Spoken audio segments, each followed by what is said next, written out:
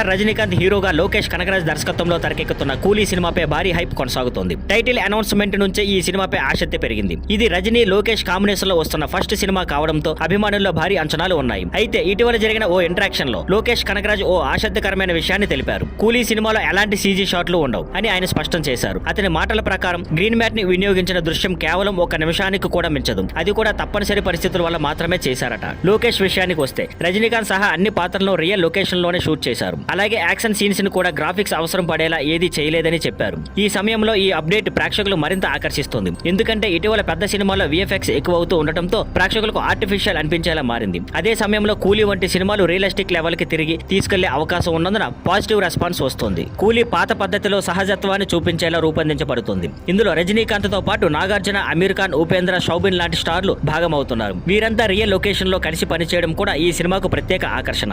ఈ cinema 2025 August 14న విడుదల కావడానికి సిద్ధంగా ఉంది. సీజీ లేకుండా కేవలం రియలిస్టిక్ ప్రెజెంటేషన్స్ తో వచ్చే కూలీ సినిమా మళ్ళీ ఆ థియేట్రికల్ మ్యాజిక్ కి మార్గం చూపే అవకాశం ఉంది.